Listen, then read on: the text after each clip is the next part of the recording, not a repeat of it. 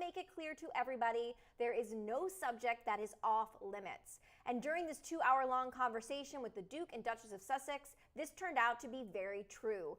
Every topic appeared to be covered and nothing was off limits as they talked about the sex of their new baby, the couple's mental health, the rumored bad blood between Meghan and her sister-in-law Kate Middleton, and also Meghan's relationship with the Queen.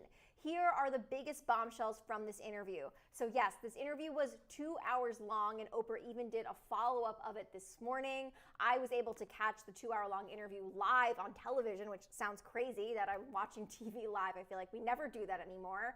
But this interview was so big because it was the first time that Meghan and Prince Harry had actually sat down and opened up about what has been going on. They have definitely been the subject of a lot of drama with the monarchy and with the palace, from everything from when, Prince Harry and Meghan Markle, they had left the palace right before the pandemic, which the tabloids had called Megxit because Meghan, they made seem, was the one who was making them have this decision. So this is the first time that they sat down kind of addressing everything they've been through in the past couple of years. And also this is one, Oprah is an incredible interviewer and host, and this was one of the first interviews that she had done in a while.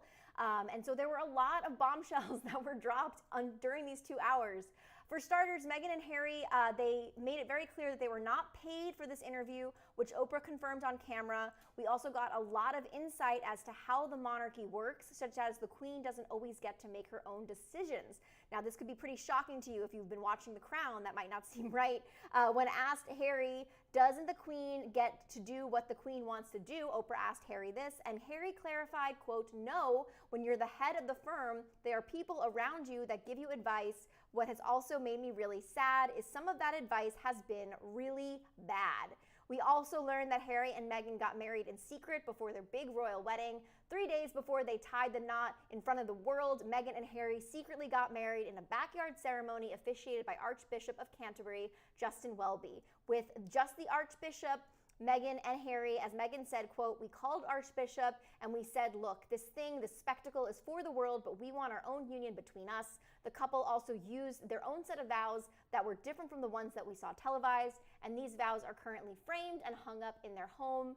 Also, as we know, Meghan and Harry, they've moved around a lot. They were in the palace in England right before the pandemic hit, or actually kind of while the pandemic was happening. They had actually moved to Canada because they were told that they were still protected by the security of the palace during this time. They were in Canada briefly. They then found out that that security actually wasn't there for them anymore, or their baby Archie, which definitely made them very concerned. And also there was a pandemic going on. So they moved to Los Angeles and they were staying at Tyler Perry's house because Tyler Perry had given them security and also a place for refuge. And now the couple does seem to reside in Santa Barbara, which is about an hour or so outside of Los Angeles, and they seem to be very happy there, and that also is where the interview took place.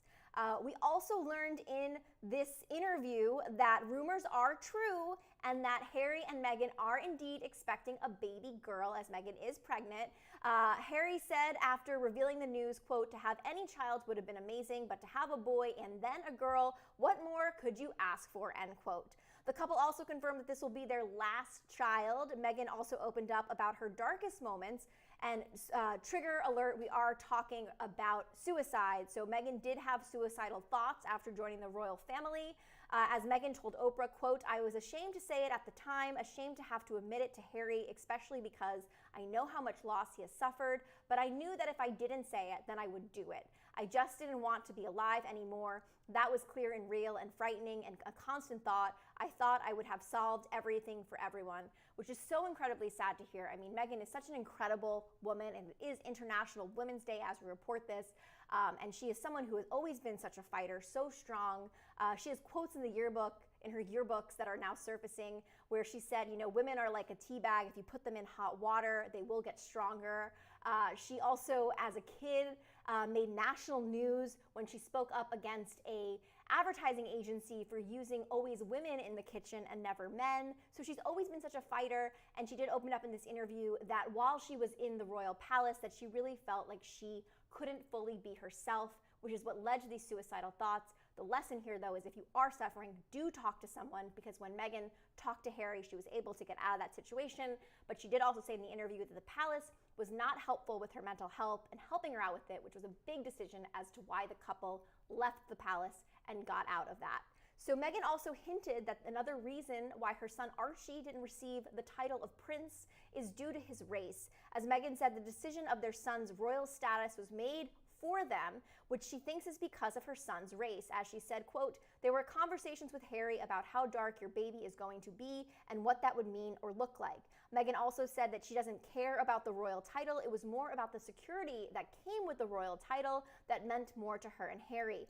Meghan also implied that she was silenced by the royal family, and when Oprah asked her, "Were you silent or silenced?" there's a big difference there, as being silent is kind of more of your choice to not speak, while being silenced is someone telling you not to speak. And Meghan had confirmed that it was, in fact, the latter of being silenced. Meghan also spoke about her alleged feud with Kate Middleton by saying, quote, "They really seem to want a narrative of a hero and a villain. She's a good person. So much of what I have seen play out is the idea of polarity, where if you love me, you don't have to hate her, and if you love her, you don't need to hate me. This is something we see the media do time and time again, always pitting women up against each other, which especially on International Women's Day, we shouldn't do, and we should also never do, because you can like one and not have to hate the other. It isn't like that."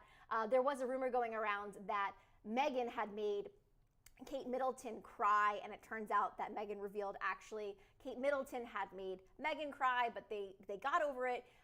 Kate Middleton sent her flowers and an apology, and Meghan said she would have done the same thing. So yeah, this was a crazy, crazy interview. There was so much that happened here. Hello, Jane. Hi watching. Hello to you watching this. I'm curious if you guys have seen this interview and what your thoughts are. I mean, I could literally talk about this for 2 hours because there were so many pieces and information that you really could look at and digest.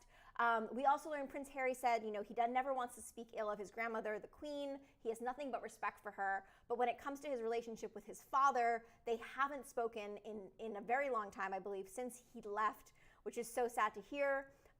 Also, if you don't remember, Prince Harry's mother was Princess Diana, the late Princess Diana, and it's so sad because she had died, a lot of it because of the media attention and the paparazzi chasing her. And it seems like Meghan, you can compare the two in a lot of ways, because it seems like the media attention and also being under the monarchy, being as a part of the royal family, was incredibly toxic to her and really hurt her. But I think the good news here is it seems they have gotten out of it. It seems they're doing well. They're expecting a baby girl.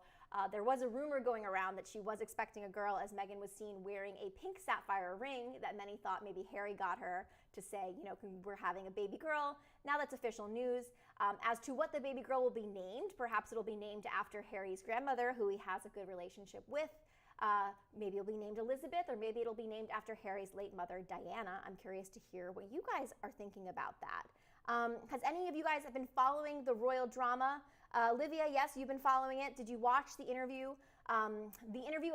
In terms of where to stream it, there are definitely, I'm sure, streaming platforms that are showing the whole thing, or you could have caught it live yesterday. But this was a huge interview. There were so many topics that were covered. Meghan had spoken just, to Oprah first on her own, and then she was joined by her husband, Prince Harry, and they really did talk about everything. Isabella, definitely, if you have a chance, do check it out, or you can just, watch this video, as we were trying to give you guys all the highlights, everything that was in this video. People also, it seems like people are very torn with their reactions and what they think about this sit-down interview. While a lot of people do sympathize with Meghan and Harry and what they went through as part of the royal family and what they are dealing with now as they are no longer part of the royal family. Of course, and this happens all the time, I feel like, especially when women mostly speak their mind. Meghan is also, getting accused of playing victim and all that stuff. So I'm curious to hear what your guys' thought is about this whole situation. Because, there is the other side to it, that Meghan kind of in the interview seems to act like she was completely blindsided by how she would be treated in the castle and by the royal family. But, she had to have known what goes into this. We've seen this time and time again. I mean, she definitely was aware of what Harry's mom, Princess Diana, went through. And also, she's not the first actress to be turned, royal. Years and years ago, Grace Kelly, the actress Grace Kelly, also became a princess of Monaco. So she's not the first and probably not the last actress turned princess. So I'm kind of curious to hear what your thoughts are. So what do you guys think about this interview? What was your biggest takeaway and biggest bombshell that you learned in this interview? Let us know your thoughts I'm Gabby Conti, and follow us here at Hollywire for your 24/7 celebrity news.